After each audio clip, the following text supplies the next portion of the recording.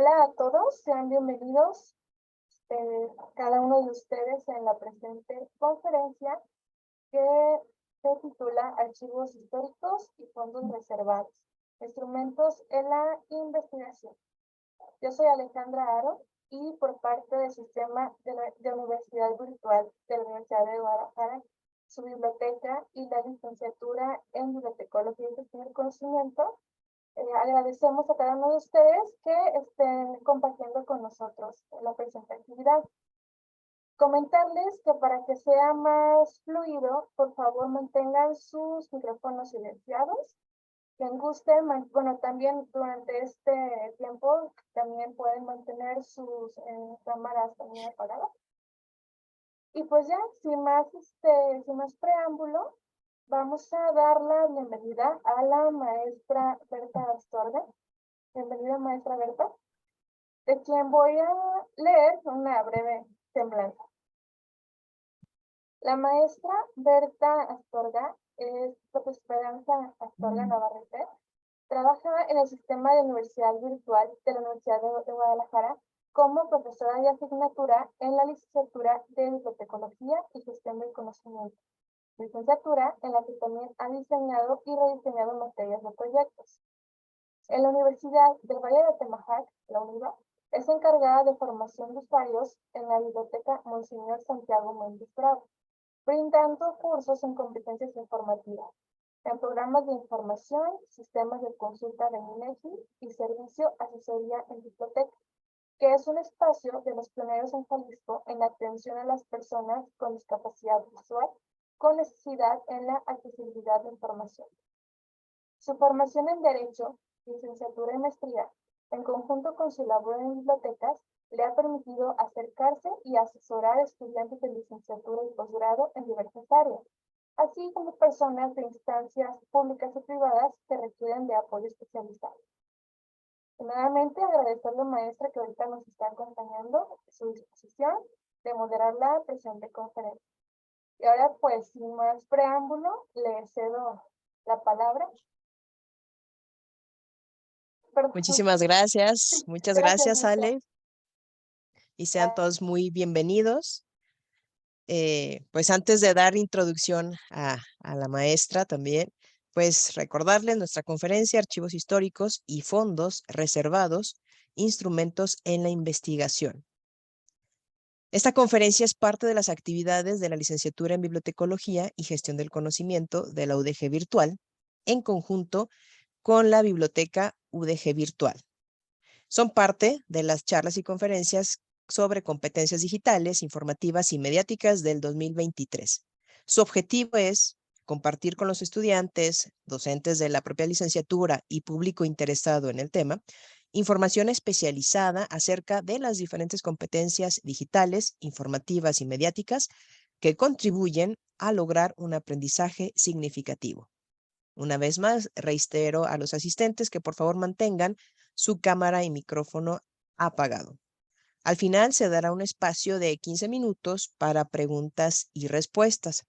En el inter, si ustedes van teniendo alguna duda, por favor anteponer en mayúscula y con el signo de gato la palabra pregunta. Si en algún momento alguien desea hacer uso de la voz, pues por favor activar su reacción de levantar la mano para en su momento darles el uso de la voz.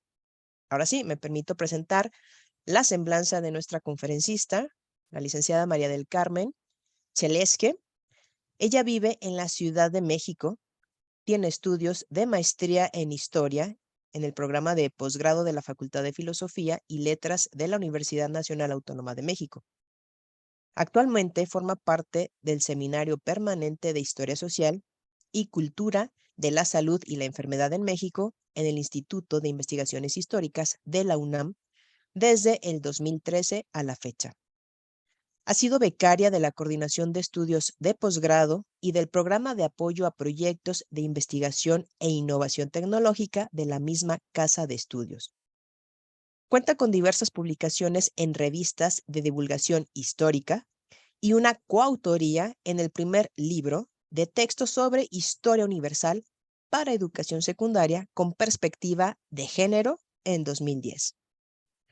Ha sido profesora de asignatura en la licenciatura, especialidad y maestría en terapia de la audición, la voz y el lenguaje oral y escrito en el Instituto Mexicano de la Audición y el Lenguaje AC, así como docente en la Facultad de Filosofía y Letras en la UNAM. Socia fundadora de Gender Academia Network Consulting, SC, consultoría académica empresarial en género, coeditora y articulista de la Gacetilla Mensual Digital titulada Día Naranja y Día M.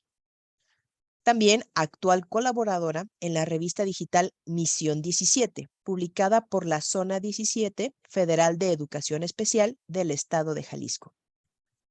Su experiencia como madre de Dube del Carmen, joven adulta con sordoceguera, le ha permitido incursionar en el tema de la inclusión hacia las personas con discapacidad. Preside el Consejo del Centro Especializado en Múltiple Discapacidad y Sordoceguera AC y la iniciativa Quashing Familias Discapacidad México, certificada como comentarista en temas sobre discapacidad a través de la Secretaría de Educación Pública en la Dirección General de Televisión Educativa, Departamento de Certificación para Locutores de Radio y Televisión, desde diciembre de 2011. Entre sus muchas actividades en favor de las personas con sordoceguera, discapacidad múltiple y sus familias, se destaca su trabajo en el proyecto Pixan México de Perkins International. Es secretaria ejecutiva de la Deafblind International Family Network, además de haber colaborado con instituciones como Coamex, Coalición por México, Secretaría de Educación Pública, la Unidad de Atención a las Personas con Discapacidad de la UNAM y el proyecto BAM 22. Entonces, licenciada, todo un gusto y un honor, y su tiempo de exposición van a ser de 45 minutos. Entonces, adelante, es suyo el micrófono y aquí yo voy a estar atenta a todas las preguntas. Reitero, asistentes, si tienen alguna pregunta, anteponen la palabra en mayúsculas con signo de gato pregunta y yo aquí voy a estar monitoreando. Muchas gracias Ok, y adelante, maestra. muchísimas gracias por la invitación. Gracias, maestra, por la presentación. Gracias a la Biblioteca de la Universidad de Guadalajara Virtual y a la licenciatura en Bibliotecología y Gestión del Conocimiento. Es un gusto compartir con ustedes este espacio y esta serie de conferencias que auguro será todo un éxito y de mucho provecho para todos los estudiantes. Me voy a permitir compartirles unas imágenes para que no solamente sea escucharme a mí, sino también ver algo un poquito más amable que mi cara con tos, pero vamos ahí. Me dicen cuando ustedes estén viendo, por favor.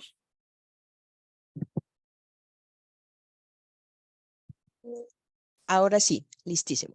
Ok, perfecto. Okay. Oh, sí, bueno. Esta imagen que tienen ustedes ahí precisamente es algunas de las muestras que se encuentran en el archivo histórico y en el fondo reservado de la Biblioteca Nacional de México. Y yo quería ponérselos así como si fuera un gran collage para tener una idea de todas las maravillas que podemos encontrar en estos espacios que probablemente muchos conocemos. ¿Quién no ha escuchado mencionar una biblioteca, un fondo histórico, un fondo reservado, un archivo histórico? Pero pocas veces nos acercamos o sabemos de qué se trata, ¿sí? Con detalle, por lo menos. Ahora bien. Licenciada, nomás si lo puede poner en forma de presentación, ahorita como que se desactivó. A ver, ¿se desactivó? A ver, ahí en icono inferior derecho, al lado, ahí mero. Espérame. No puedo. Ay, no puedo. No puedo. A ver si ya me permite. Ahora sí, ahí está, excelente, gracias. Ahí está. Es que no sé por qué se me bota. A ver, Bueno, ya sé que voy a... entonces, Sí, se me bota, no sé por qué. Deja ver, ah, ya sé qué voy a hacer. Voy a agrandar aquí, porque no sé qué está pasando. ¿Ahí se ve bien? perfecto, sí, ahí está Sí, muy bien, ya, gracias. ya. Sí, no sé qué le pasa. Bueno, como bien sabemos, el patrimonio cultural de un país no solamente se dimensiona como un conjunto de bienes materiales, con un significado o valor particular de tipo arqueológico, histórico o artístico. Este se amplía a las lenguas, la música, las costumbres, las expresiones de las culturas populares, las tradiciones, las prácticas artesanales y el acervo intelectual que podemos encontrar, entre muchas otras manifestaciones culturales de un pueblo. Y me refiero precisamente al patrimonio cultural tangible e intangible. Aquí les puse unas imágenes de como muestra.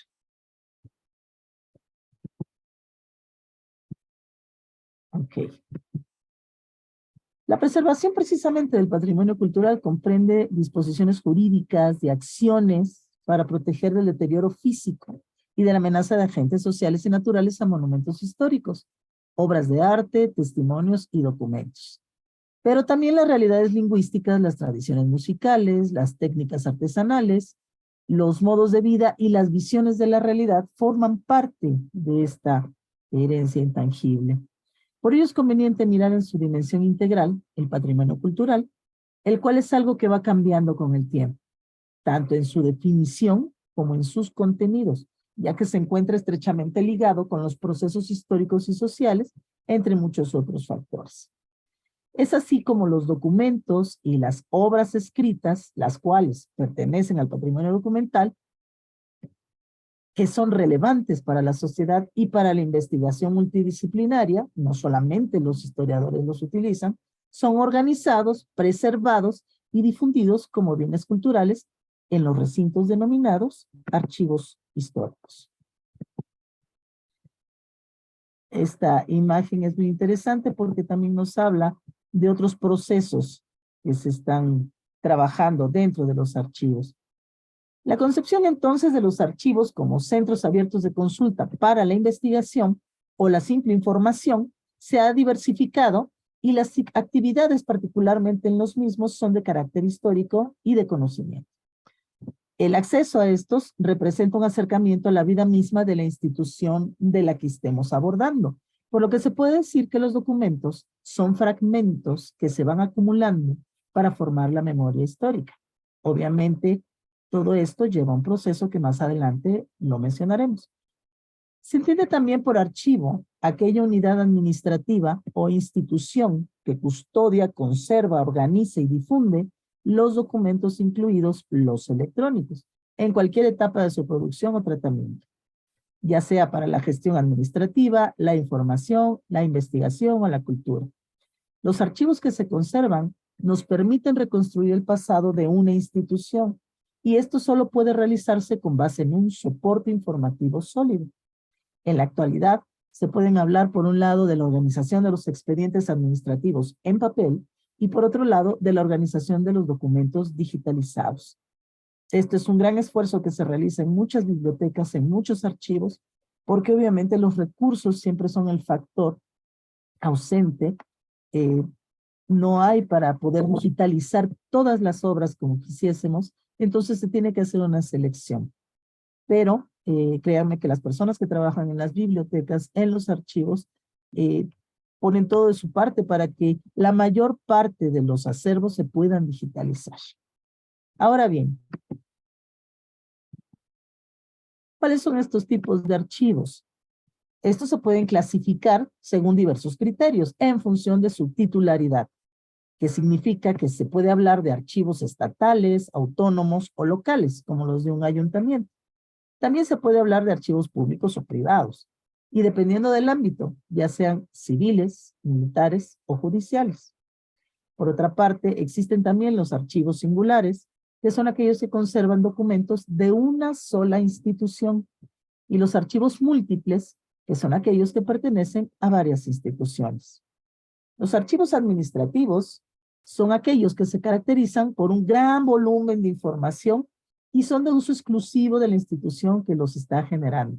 Por otra parte, los archivos históricos son aquellos que resguardan los documentos al haber perdido su vigencia administrativa y adquieren estos un nuevo valor con el paso del tiempo. En ellos, la documentación está organizada de forma selectiva, de modo que solo aquellos documentos importantes y necesarios para la investigación se conservan. Por ejemplo, esto, al quedar como un archivo histórico, pasa a ser de uso público y queda al servicio de la cultura. Los archivos históricos o de depósito permanente, como también se les puede llegar a conocer. Esta imagen es muy bonita porque es del Archivo Municipal de Guadalajara y la elegí precisamente para escenificar lo que es un archivo clasificado y ordenado, ¿sí? Como les digo, los archivos históricos o de depósito permanente forman parte de un acervo de forma indefinida y comprenden la realización de dos tareas, clasificar y ordenar. La clasificación consiste en separar o dividir un conjunto de documentos o expedientes estableciendo clases o grupos, que estos pueden ser las secciones, las subsecciones, las series, de tal manera que los mismos puedan quedar integrados dentro de un sistema de archivo. Y el ordenar consiste en unir los documentos de una clase o grupo de acuerdo con un orden. Aquí podemos hacerlo por fechas, por alfabeto, por número, por tamaño. Entonces, de tal suerte, la clasificación y el ordenar un archivo es vital para su consulta. Cada fondo documental, perdón, se divide en secciones, que estas son divisiones administrativas con organización propia y una función determinada. Y a su vez las secciones se dividen en series, las cuales son el reflejo de las distintas actividades que se realizan en el órgano que genera la documentación. Cuando se diluye este valor primario o legal de un documento, es decir, cuando deja de ser activo administrativamente, pasa a ser activo como fuente histórica. Y por lo tanto, su consulta queda abierta a cualquier persona que esté interesada en conocer su contenido. Normalmente sus usuarios serán los investigadores. Esta documentación en edad histórica debe ubicarse en un local propio y destinado a la conservación definitiva, el denominado archivo histórico. En esta imagen que se les presenta, es la muestra más grande de un archivo histórico que podemos tener en nuestro país. Es el Archivo General de la Nación, el cual se encuentra localizado en la antigua prisión de Lecumberri y estuvo en esa sede como prisión, fue de 1900 a 1973. El archivo se le designó para su resguardo como sede en 1977 y se inauguró hasta 1982. Ya desde 1838 se percibía al Archivo General y Público de la Nación como una fuente inagotable de conocimientos científicos y útiles para la historia, como un depósito de luces, hechos y derechos de las generaciones mexicanas. En la actualidad, algunas fuentes apuntan que el Archivo General de la Nación resguarda más de 25,000 metros lineales de documentos, pero otras aseguran que son 52 kilómetros de documentos de manera lineal. Ya lo dirán las fuentes. Obviamente estos archivos proceden de instituciones de gobierno y privadas, con una temporalidad que puede ir desde la administración novohispana, pasando por el periodo nacional, que inicia en 1821, y pueden incluir manuscritos, impresos, mapas, planos, dibujos, grabados, fotografías, videos, películas y cintas sonoras. Los registros más antiguos del Archivo General de la Nación datan de la tercera década del siglo XVI a nuestros días. Perdón por la tos, pero está muy fuerte. Esta es una imagen de resguardo de acervos gráficos. Las imágenes se encuentran en la Galería 8 o la Crujía 8 en el Palacio de Lecumberri. Como ustedes pueden ver, es enorme y tiene todavía mucho espacio para poder resguardar en sus galeras la memoria de este país de manera gráfica. Que sigue. no me quiere agarrar. Otro ejemplo de concentración histórica se encuentra en la ciudad y puerto de Veracruz, en donde su archivo y biblioteca históricos, creados desde 1989, ha realizado trabajos de conservación y restauración de documentos. En este recinto se encuentran testimonios de administración pública local, los cuales aportan datos sobre el gobierno, la administración y la justicia de una ciudad costera fundada bajo el régimen virreinal. Las actas de cabildo, los libros de cuentas, los informes y la correspondencia dan cuenta de momentos relevantes dentro de la vida cotidiana de la ciudad y del puerto. Este es un instrumento para su consulta. Tiene documentos coloniales, como ustedes pueden ver ahí. Y desde 1993 se realizó este catálogo. Contiene dentro de su desarrollo los datos de 95 cajas de documentos. Quiero aclarar que este catálogo lo que está describiendo son las cajas en donde se resguardan los documentos de la administración del ayuntamiento, pero también se encuentran las actas de cabildo. Cuando las personas acceden a un archivo histórico, en este caso del puerto de Veracruz, lo que se les va a otorgar son las cajas donde están estos documentos, los cuales es como si fuese un duplicado de las actas de cabildo que se levantaron. ¿Por qué se hace esto? Porque algunas actas de cabildo ya no se pueden ver, ya no se pueden consultar debido a algunas condiciones pues negativas de los documentos, precisamente por el clima, por la humedad. En algunos tienen un efecto como de polvorón si levanta uno las hojas, y entonces es imposible que ya se puedan dar al público. Algunas de esas actas de cabildo están ya marcadas para que no las den a las personas que llegan a consultar. Algunas de ellas, si yo recuerdo, son más o menos de 1865, 62, 65, la época de Maximiliano. Entonces, yo recuerdo que cuando alguna vez intenté ver esas actas de cabildo, ya era imposible, porque si uno levantaba una hoja, podía correr el riesgo de desmoronarse, tenía un efecto de polvorón. Entonces, son ese tipo de cosas que en los archivos se ven solamente una vez, porque jamás vuelves a tocar esos documentos. Son muy interesantes los documentos municipales de nuestras regiones, de todo nuestro país. Son muy importantes. Otro ejemplo, y que les traigo aquí porque le tengo mucho cariño, es precisamente el Archivo Histórico de la Salud, de la Secretaría de Salud. Este se encuentra en la calle de Donceles, en el Centro Histórico de la Ciudad de México, y se encuentra en lo que fue la sede del antiguo Hospital del Divino Salvador para mujeres dementes, conocido como La Canoa porque en esos años la calle precisamente era la calle de La Canoa. Actualmente alberga el Archivo Histórico de la Secretaría de Salud, en donde se puede consultar documentos relacionados con la historia de la salud, la salubridad, la asistencia, la medicina, enfermedades e higiene en México. Dentro de sus paredes se encuentran resguardados los libros de asilados del Manicomio General de la Castañeda, abierto en 1910 y cerrado en 1968. Tuve la oportunidad de poder consultar algunos de estos libros, ya que son muchos, pero por lo menos los primeros documentos, los primeros libros de los primeros asilados, logré consultarlos. Y es una experiencia maravillosa. No se las puedo describir. Es muy emocionante. También se encuentran expedientes de trabajadores, proyectos, congresos, fotografías, documentos de las instituciones antecesoras de la Secretaría de Salud, así como partidas documentales, por ejemplo, de la Casa de Cuna, y los registros de los primeros centros hospitalarios, educativos y asistenciales creados por las órdenes religiosas en la Nueva España.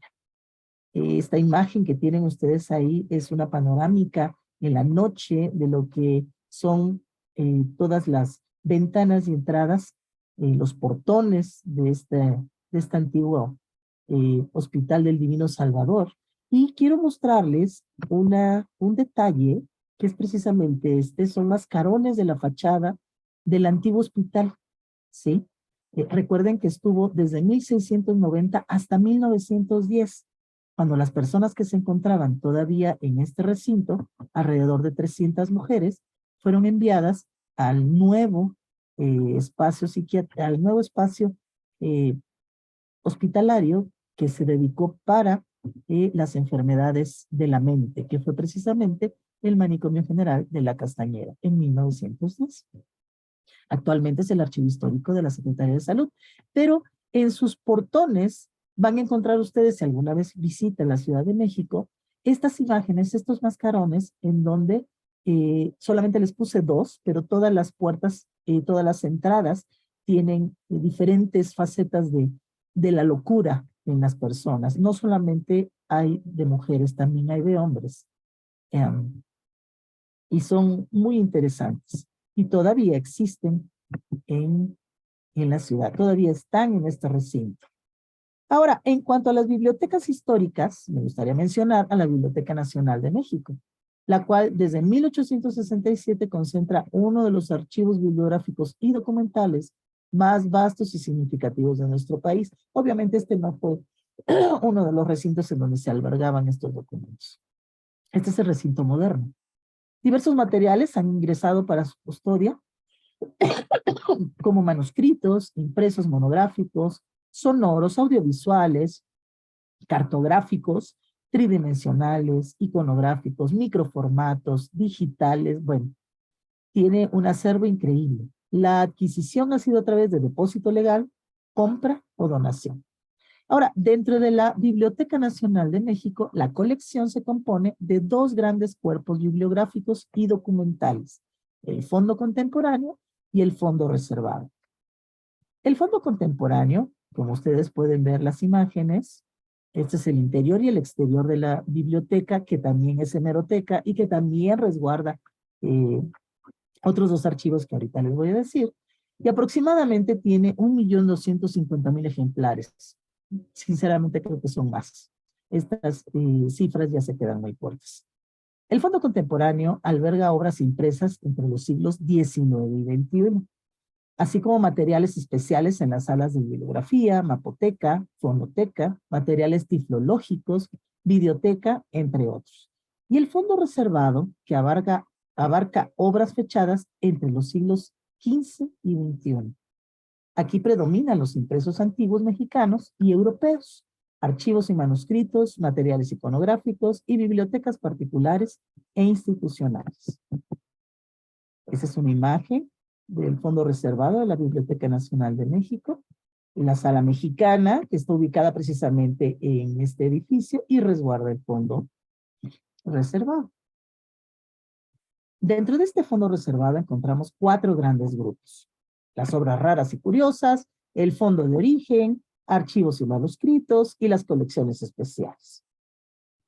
Las obras raras y curiosas deben reunir ciertas características: ser ediciones príncipes, es decir, ser primeras ediciones, incluir grabados, litografías o fotografías artísticas, tener una encuadernación artística de tiraje limitado o numerados, o estar dedicados a la Biblioteca Nacional por algún personaje importante de la historia de nuestro país. El Fondo de Origen o bibliotecas conventuales son los grupos documentales formados por bibliotecas procedentes de las comunidades regulares. Aquí está la imagen de los incunables, que se establecieron en la Nueva España. Obviamente incluye libros impresos en Europa entre los años 1501 a 1859. Ojo, libros impresos en Europa. Estas bibliotecas pasaron al poder del Estado cuando se expidió la Ley de Nacionalización de Bienes Eclesiásticos en 1859. Por eso se les denomina Fondo de Origen o bibliotecas conventuales. Los libros de estos fondos se caracterizan por sus marcas de fuego, ubicadas en el canto, los sellos de ex libris como señal de pertenencia, el papel de algodón, encuadernaciones de pergamino o madera forrada de piel, y también por los cerrajes o cierres que cuentan algunos de ellos. Esto es como protección del libro. El contenido de este fondo también formó parte de bibliotecas de particulares, como del científico Carlos de Sigüenza y Góngora y el bibliógrafo Juan José de Guira y Eguren. Predomina la temática teológica, filosófica, derecho civil y canónico. Y los que están viendo aquí son los incunables. Se encuentra dentro de los incunables de la Biblioteca Nacional, se encuentra la Divina Comedia, que fue editada en 1493 de Dante Alighieri. Los otros documentos que podemos encontrar, aquí tenemos otra imagen, la dialéctica de Fray Alonso de Veracruz, también fue editada en 1554 en Europa y llegó a nuestro país gracias a las órdenes conventuales. Los archivos y manuscritos son otro tipo de fondo que también se albergan dentro de este fondo reservado y abarcan del siglo XVI al XX y contienen escritos de la vida social y política de México. Por ejemplo, el archivo franciscano, el cual es un cúmulo de documentos que nos hablan acerca del trabajo realizado por los misioneros de la Orden de San Francisco en la Nueva España, del siglo XVI al XIX.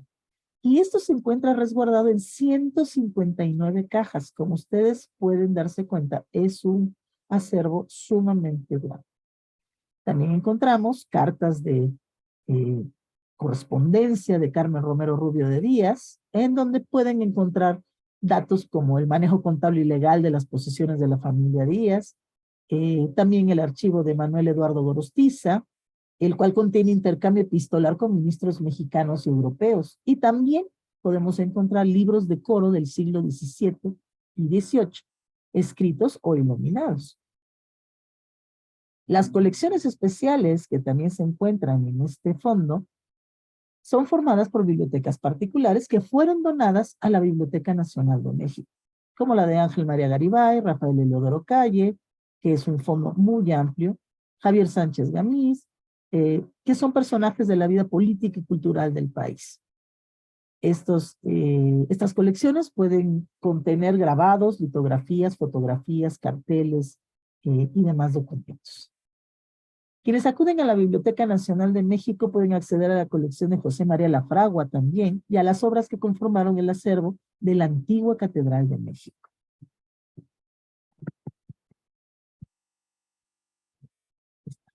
Este es el túnel de la Biblioteca Nacional que comunica al fondo contemporáneo con el fondo reservado. Es como una suerte de túnel del tiempo, así le decimos los que le visitamos, que pasamos del fondo contemporáneo y nos adentramos en toda la riqueza de este fondo reservado que resguarda la Biblioteca Nacional de México. Tenemos también, dentro de este fondo reservado, las publicaciones periódicas de la Hemeroteca Nacional de México. Se comprenden publicaciones mexicanas de 1722 a 1917.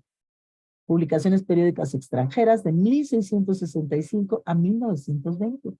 Microfilms, misceláneas, fondos particulares y la hemeroteca digital que nace en 2002 en un repositorio virtual. Aquí podemos consultar 947 títulos de publicaciones mexicanas desde 1722 hasta el 2010. Les invito para que puedan tener un encuentro con la Hemeroteca Nacional y con todas sus riquezas.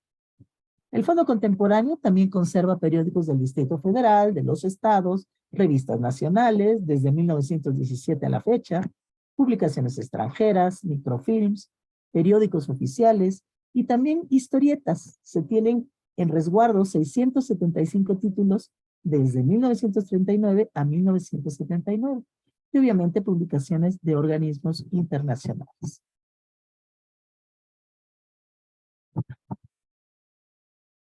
Por otro lado, tenemos también otro fondo reservado.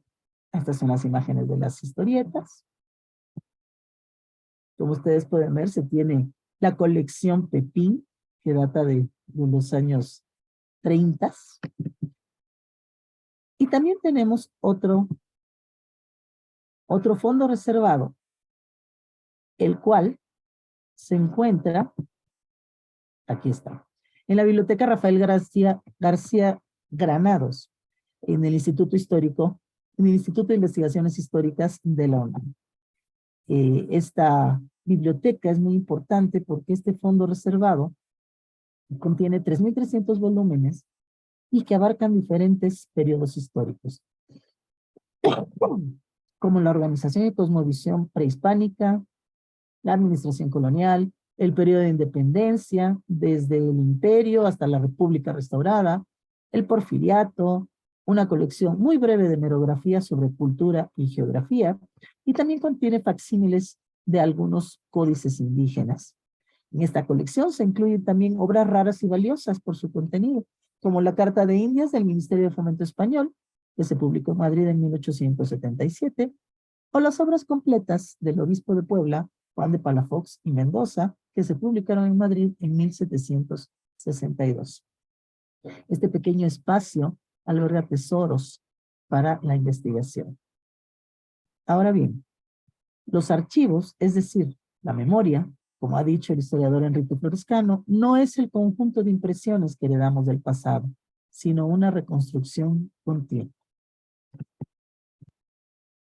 El Archivo Histórico de la Universidad Nacional Autónoma de México ha guardado en los archivos de sus escuelas y facultades, centros e institutos de investigación, laboratorios y bibliotecas, documentos que comprenden desde la época virreinal hasta la actualidad. Es de suma importancia que las universidades contemplen, resguarden y protejan su archivo histórico. En sentido estricto, como archivo universitario, resguarda lo que la propia universidad ha generado y también ha recibido fondos y colecciones de universitarios distinguidos, como el doctor Ezequiel Chávez y Nabor Carrillo, así como de algunos protagonistas de la Revolución, como Juan Barragán y Francisco de Urquiza. Sus relaciones con el movimiento cristero también, como Aurelio Acevedo y Miguel Palomar. También contiene órganos periódicos como la Gaceta UNAM, que pueden ver aquí una imagen de esa revista de los años 30, revistas, boletines y publicaciones oficiales de las mismas dependencias de la universidad, agendas, memorias, y cabe destacar que la colección de más de 10.000 carteles publicitarios de los diversos eventos de la comunidad universitaria se encuentran resguardados en este espacio. El archivo histórico de la universidad también se encuentra en el recinto en el que les mostré hace un momento. Pueden darse ustedes cuenta que está la Biblioteca Nacional de México, la Hemeroteca Nacional y también el Archivo Histórico de la Universidad. Todo eso se resguarda en ese edificio, ¿sí? También se pueden encontrar fotógrafos oficiales de la universidad y particulares. Esto es muy interesante porque se tiene un acervo de 20.322 fotografías en blanco y negro de los años entre 1910 a 1988 aproximadamente. No todos tienen catálogos descriptivos, ¿sí? Y esto es un problema al cual los investigadores y las personas que recurren a este tipo de archivos se enfrentan, porque no hay una clasificación, no hay un catálogo, no hay, en algunos fondos no hay nada que les pueda orientar o ayudar para hacer más rápida su trabajo. Por ello, se debe mencionar que hay una necesidad enorme de que existan instrumentos de los fondos que estén debidamente catalogados, clasificados para su consulta, en donde se pueda tener la procedencia institucional, el periodo, el volumen, la ordenación, si existe algún índice, alguna guía o un instrumento específico de consulta. También algunas de las colecciones que llegan a resguardar, algunas tienen índices realizados por la persona que los generó. En algunos momentos se puede respetar este índice, pero sí es necesario que se evalúe adecuadamente para que no solamente sea la visión de la persona que lo estaba reuniendo, que lo estaba atesorando, sino que también funcione para poder reconstruir la memoria histórica. Ahora, como les digo, todas deben de contar con un instrumento, pero pues hoy en día los hacen falta manos para que puedan diseñar estas guías o instrumentos, catálogos para poder tener todas las características de los fondos y las colecciones. Quienes nos dedicamos a trabajar con documentos históricos, esta es una imagen del fondo de la Escuela Nacional de Altos Estudios, así se llamaba antes de ser la Facultad de Filosofía y Letras, en 1913. Esta es otra imagen de la Escuela Nacional de Bellas Artes, también del fondo que se encuentra resguardado en este archivo histórico de la universidad. Y como les decía, quienes nos dedicamos a trabajar con documentos históricos, sabemos que nuestro ejercicio consiste precisamente en criticar los documentos y dialogar con las fuentes y los testimonios del pasado. Quiero citar al historiador Enrique Moradielos, donde argumenta que el campo de la historia está constituido por aquellos rasgos y vestigios del pasado que perviven en nuestro presente en la forma de residuos materiales, huellas corporales y ceremonias visibles llamadas reliquias del pasado. Cierro la cita. El historiador, entonces, descubre, identifica y discrimina las fuentes primarias que le permiten la construcción narrativa del pasado histórico. Las preguntas nos ayudan a construir precisamente el objeto histórico. Los archivos históricos son voces de generaciones pasadas. Ahora bien, esta imagen contiene es una imagen del interior de la sala de consulta del fondo reservado. Es bellísima, tiene unos óleos bellísimos. Desde la perspectiva de la misión de la universidad, es muy importante decir que preservar la cultura es ante todo garantizar la transferencia del acervo cultural de la humanidad de una generación a otra. De ahí que el vínculo de los estudiantes universitarios con los archivos históricos sea una necesidad actual, por toda la fuente de conocimiento y cultura que éste les aporta. Por lo tanto, el acervo cultural es igual a un archivo histórico. Gracias.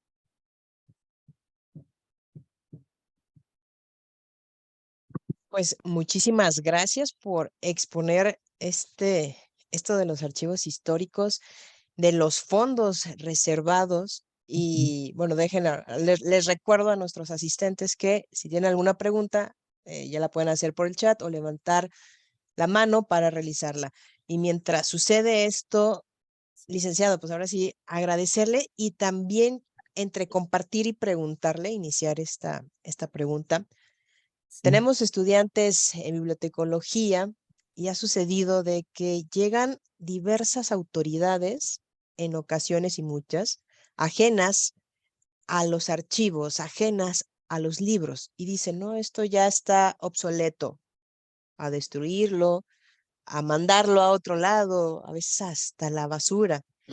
Y lo platico porque ha sido comentarios de estudiantes, es que no, yo valoro, veo el documento y detectan estos detalles que bien decías de, no, es que tienen alguna cosa curiosa, tiene alguna particularidad, quizá no sea la primera edición por las cuestiones también de años, pero me dicen estudiantes, no, yo lo conservo como que a escondidas porque es parte, o sea, de este patrimonio cultural. Entonces, aquí no sé qué mensaje nos puedas dar, pues para sí como estudiantes, sí como estar en este aspecto de las bibliotecas, cuando nos encontramos desafortunadamente estas autoridades que desconocen. O sea, no sé qué nos pudieras aportar, qué mensaje, qué decir al respecto. Pues mira, cuando encontramos este tipo de casos, que normalmente a mí también me ha pasado en algunos archivos municipales, sobre todo de lugares que no son grandes capitales, sino que son lugares pequeños y que se les hace muy fácil trasladar un archivo que ya está catalogado, que probablemente ya tuvo un proceso de limpieza, y vaya, que quizás estaban en cajas húmedas y que tuvieron un proceso ya de limpieza para tener las mejores condiciones, clasificado y todo muy bonito, y de repente a alguien se le ocurre cambiarlo de lugar, sin más ni más. Y el criterio que se tenía para su clasificación y acomodar todos los, dependiendo de lo que sea, ¿no?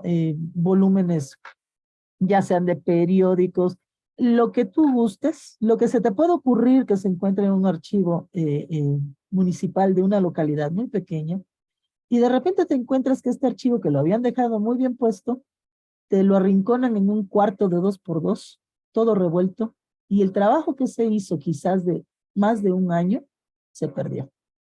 ¿Por qué? Porque no hay criterios hacia la cultura, hacia lo que significa un archivo histórico. Un archivo histórico resguarda la memoria de los espacios, de las personas, de la vida cotidiana, de muchas cosas, ¿sí? Y nos ayuda precisamente a poder entender a los personajes que tenemos en el presente, ¿sí? Me encontré tristemente, esta situación me sucedió en el archivo municipal histórico de Tlacotalpan, una ciudad emblemática, que en algún momento fue puerto de entrada, ¿sí? Y se hizo un trabajo de salvamento, de rescate muy importante en los años 80, y en el momento que yo fui pues a ver qué había, a poder encontrarme con los documentos, tristemente estaban en un segundo piso, en el último cuarto de un edificio de gobierno, con un calor de los mil demonios, con una humedad increíble, y lo único que estaba sucediendo es que se estaban pues desmereciendo, habían vuelto a su punto original. Nadie les hacía caso y estaban abandonados.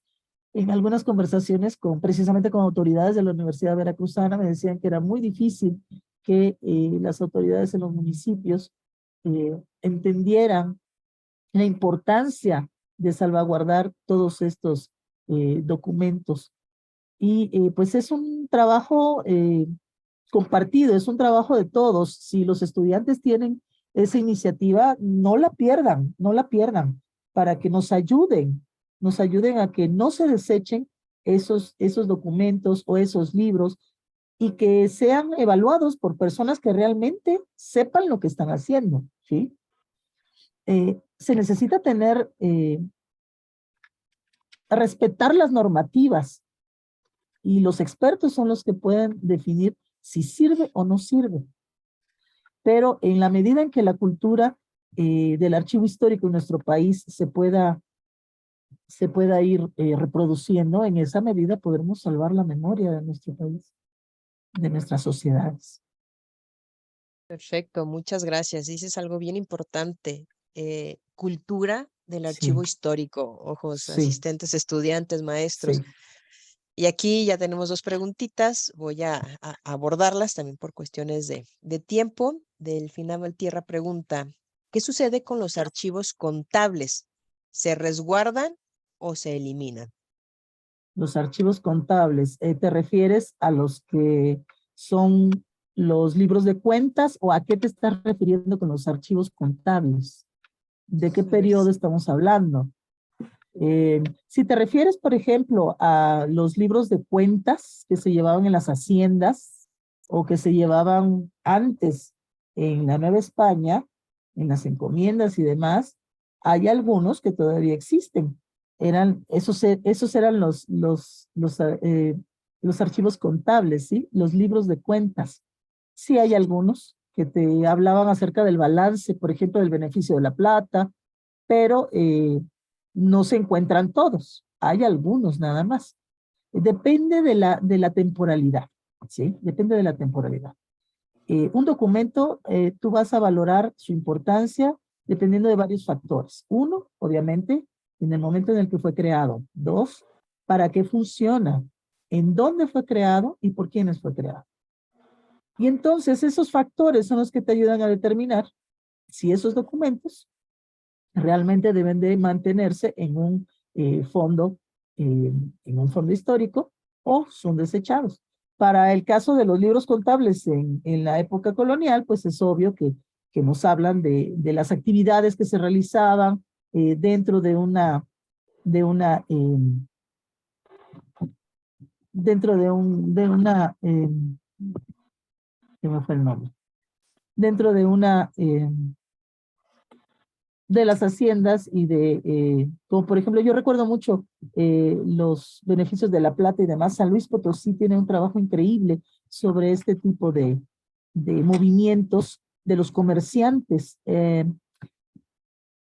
No solamente la cantidad de plata que se beneficiaba, sino la cantidad de personas que la transportaban, los que transportaban en mulas, los que llevaban en carretones, y cómo se iba formando la red de comercio tan increíble en torno al beneficio de la plata.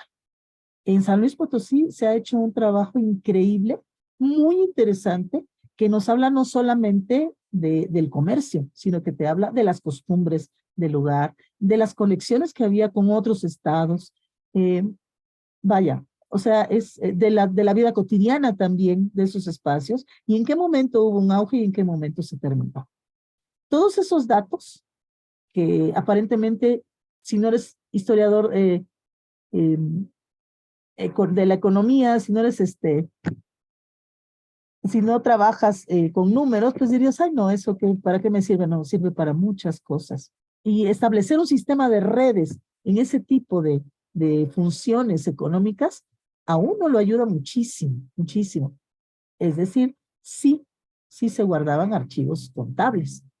Ahora, si tú te refieres a los documentos que vengan notas, por ejemplo, de las cosas que se compraban en la Castañeda, eh, los avíos de la comida o los suministros de farmacia, sí existen. No están completos, pero sí hay algunos ejemplares que te dan cuenta, por lo menos de algunos periodos, de cómo era que se llevaban este tipo de suministros en los espacios históricos. Yo te hablo de los que yo conozco, ¿no? Por ejemplo, la Castañeda. Ahora, todos estos archivos que yo les enumeré, yo los trabajé y los conozco, por eso los traigo a colación.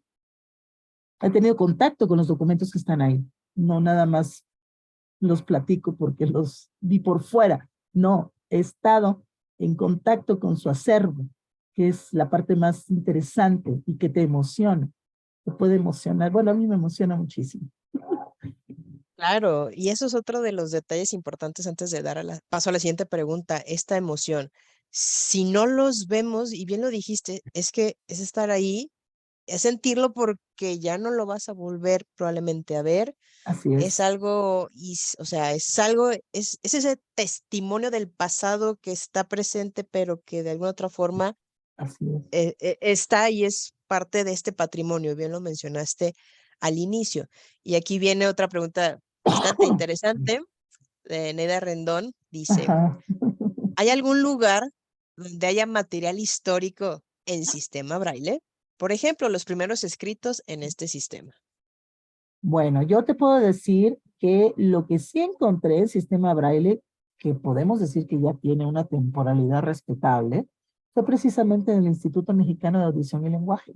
Ahí tienen una biblioteca en donde tienen trabajos muy interesantes sobre lenguaje y están en Braille.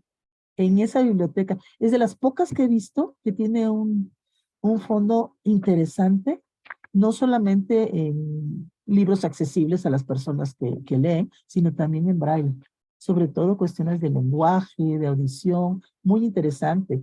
Y te puedo decir, sin equivocarme, que es de mediados del siglo XX, más o menos de los años 50, que fue cuando comenzó el instituto, y ahí está. Ahí se resguardan. Cuando quieras lo puedes visitar.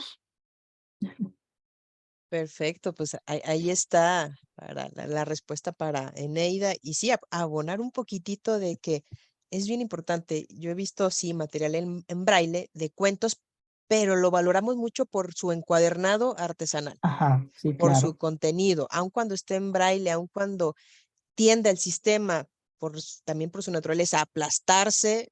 O sea, hay formas de preservar, de cuidar y ahora sí que ver si, bueno, esto lo conservamos porque ya es parte de nuestro fondo de curiosidades, fondos de origen, por el año de producción en braille.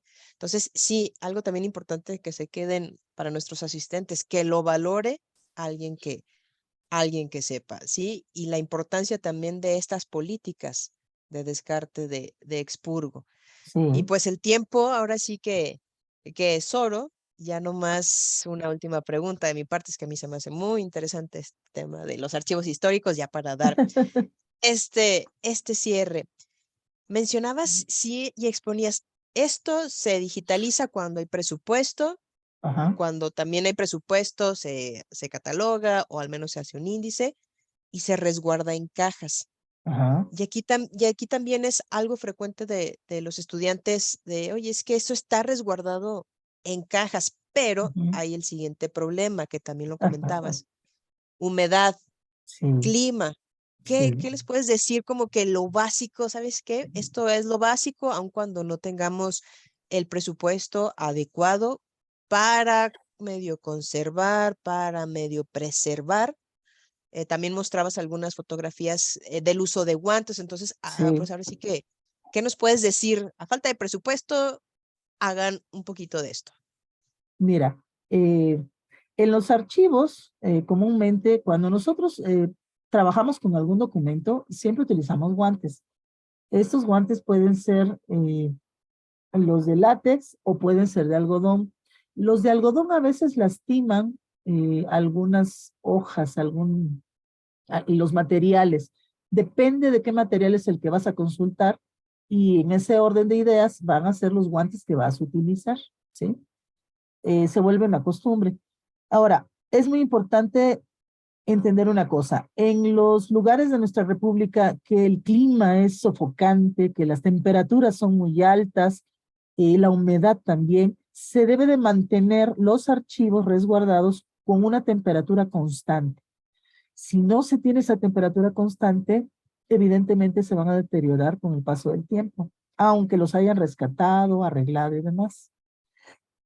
Por ejemplo, en el archivo de Veracruz, en el municipal, se recibió un lote de notarías, me parece que era del siglo XIX y estaba totalmente contaminado. Ese lote de documentos no se podía acceder a él hasta que no se hiciese el trabajo de desinfección, ¿sí? ¿Por qué? Porque hay muchos animalillos y muchos bichos que uno ni siquiera ve y que pueden atravesar la piel y a veces ya no se pueden salir. Entonces, es muy importante que los archivos municipales, por eso es difícil que digitalicen todo el acervo, porque se necesita tener partidas para mantener la climatización de los archivos, se necesita tener partidas para las personas que pueden hacer los trabajos de restauración y no es cosa fácil ni sencilla, ni tampoco barata. Entonces, cuando hay partidas de ese tipo, por eso es muy importante el que se haga conciencia sobre la importancia de estos acervos para que todos cooperemos. ¿Qué otra medida se debe de tomar? Pues aparte de las medidas que ya se conocen, lo del cubrebocas también es muy importante porque los mismos documentos pueden desprender esporas o pueden estar sucios o pueden haber estado en contacto con algún ente nocivo y tú puedes respirar eso. Entonces se necesitan los guantes y se necesitan los cubrebocas. La menor de nuestros problemas serían los hongos. Hay muchísimos, fue el caso de traerles cuáles son los agentes que pueden, nocivos que se pueden encontrar, porque créanme que se iban a asustar, pero sí hay que tener mucho cuidado con los archivos.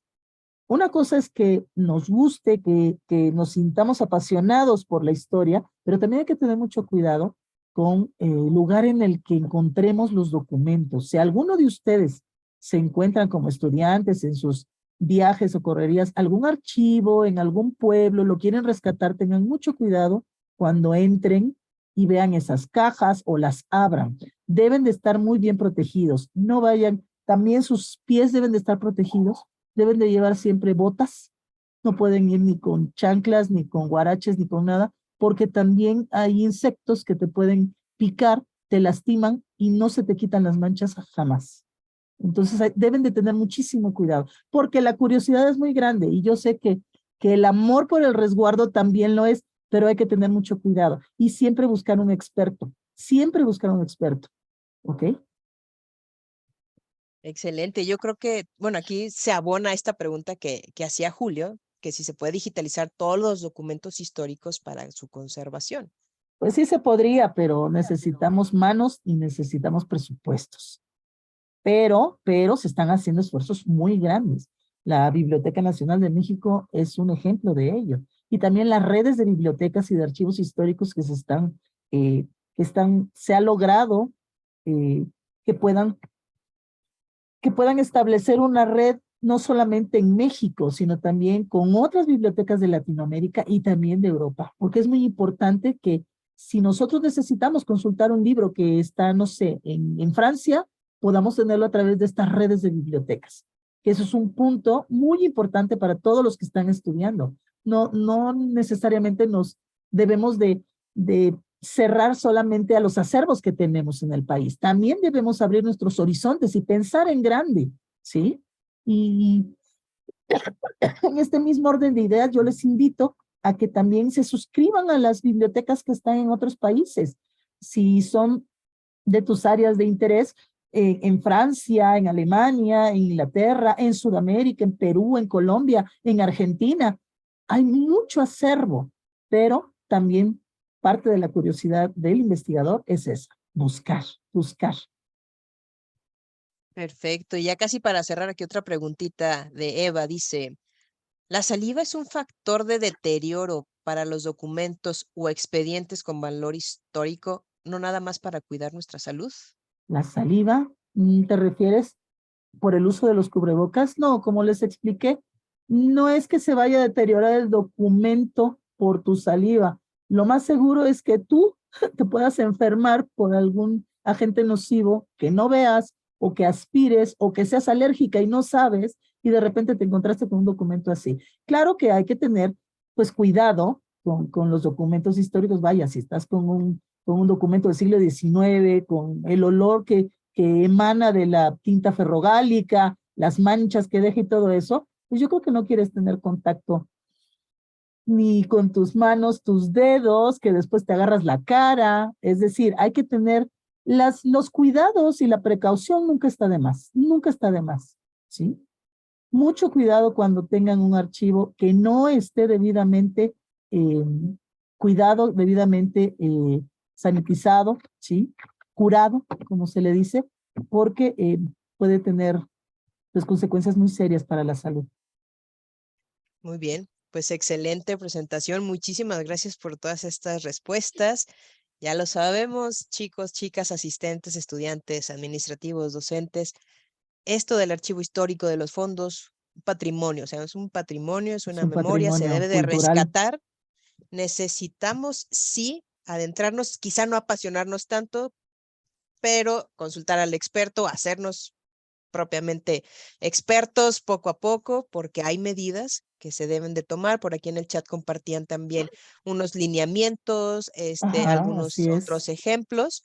Entonces, pues es un tema bastante Sí, interesante claro. que se requiere todavía seguir trabajando porque es parte de esta fuente de conocimientos, de, bien lo decías, de reconstruir la memoria histórica. Y pues ya no sé si algún comentario final, licenciada, para ya dar cierre. Es un tema muy interesante porque no Sí. solamente hablas de un libro, de un archivo, sino que estás hablando de normas de rescate, estás hablando de conservación, de preservación, estás hablando de agentes nocivos. Es decir, es un tema infinito, ¿sí? Y que da para mucho, da para mucho. Esto es solamente una muestra de lo que hay, sin adentrarnos realmente en un archivo, sin adentrarnos en cómo cómo vas a abordar tú un documento histórico, porque eso es muy importante, ¿sí? ¿Cómo te vas a enfrentar al documento histórico? ¿Qué preguntas le vas a hacer al documento? Porque dependiendo de tus preguntas, van a ser los resultados de tu investigación. Entonces, sí hay una forma de acercarse a los documentos. No puedes repetir lo que dicen los documentos, tienes que analizarlos, ¿sí? Tienes que dialogar con las fuentes, tienes que entender la visión de las personas que lo analizaron antes que tú y entender desde dónde lo analizaron y cuáles fueron sus preguntas de investigación. Y entonces tú poder tener ese juego y poder discutir y dialogar con tu fuente. Eso es muy importante. No podemos tomar como muchos chicos copiar y pegar. No, hay que pensar, hay que analizar, hay que discutir y no siempre las hipótesis son las mejores, pero hay que lanzarlas y no quedarse callados, ¿no? La investigación es increíble y el trabajo multidisciplinario es, wow, también es lo mejor que puedes encontrar para poder trabajar con otros pares. Sí, y aquí digo, yo desde hace rato estoy dando el cierre, ¿verdad? Pero no es que están ya poco a poco saliendo estas preguntas. Viene otra, por ejemplo, de María Guadalupe. ¿Ante qué autoridad se puede solicitar ayuda para conservar un archivo histórico descuidado? En primera instancia, si es municipal, las autoridades son municipales y después va subiendo las jerarquías, ¿sí? Así es como se puede ir haciendo. Depende en dónde esté el archivo. Y las autoridades correspondientes son las inmediatas que están en el lugar, ¿sí? Si es un municipio, pues tienes que ir con las autoridades municipales, con los que están encargados de cultura, los que tienen la comisión de cultura y así, poco a poco. Y si no, al siguiente nivel y al siguiente nivel. Así es como se hace. Seguir los conductos. Perfecto. Y bueno, aquí ya por última, si puede compartir bibliografía sobre pues, este Claro que sí. tema de archivos, yo creo que lo nos Sí, pregunta Delfina. se las Yo voy a creo que mandar, claro aquí, que sí. Sí, exactamente. claro. Perfecto, pues porque esto apenas sintiendo, apenas escuchando a un experto como tú, licenciada, pues también nos va saliendo toda esta inquietud y estas problemáticas que ahí están, que hace falta trabajar y etcétera. Pues una vez más, agradezco tu exposición, tu expertise, las Gracias a imágenes, ustedes. tu síntesis, porque bien lo dices, es que esto da para mucho, pues sí, es cultura, la Sí, cultura da del para archivo mucho. histórico da para muchísimo. Y me voy a permitir, ya para dar este cierre, dar lectura a la constancia que se me va a hacer llegar. El sistema de universidad virtual, Universidad de Guadalajara, el sistema de universidad virtual, otorga la presente constancia a María del Carmen Zulesque Morales, perdón, por Bien. haber impartido la conferencia Archivos Históricos y Fondos Reservados, Instrumentos en la Investigación, como parte del ciclo de charlas y conferencias sobre competencias digitales, informativas y mediáticas 2023, efectuada el 7 de febrero del 2023 con duración de 1 hora. Atentamente, Piensa y Trabaja, 2023, año del fomento a la formación integral con una red de centros y sistemas multitemáticos, Guadalajara, Jalisco, 7 de febrero, firman maestra María del Carmen Valenzuela Gómez, directora académica, y maestra María de Lourdes Gamboa Venegas, jefatura de biblioteca y encargada de despacho de la licenciatura en bibliotecología y gestión del conocimiento. Entonces, Muchas muchísimas gracias. gracias, maestra, por todo A este ti. conocimiento. Y pues ahora sí, Ale, te cedo el turno que nos toca, ya nos pasamos, pero estuvo muy interesante. Ay, disculpe. Gracias, Berta. Gracias. Gracias, licenciada María del Carmen, maestra Berta. La verdad es que un tema pues sumamente interesante, que si por nosotros fuera dábamos y más tiempo, ¿verdad? Pero pues ahora sí que nos ganó un poquito. Pero gracias por todos sus aportes. Sin duda, pues yo creo que muchos tomamos nota de absolutamente todo. Y pues aparte de maestra Berta, más por la demora un poco de tiempo, vamos a omitir la lectura de su constancia, pero a ambas se las vamos a hacer llegar.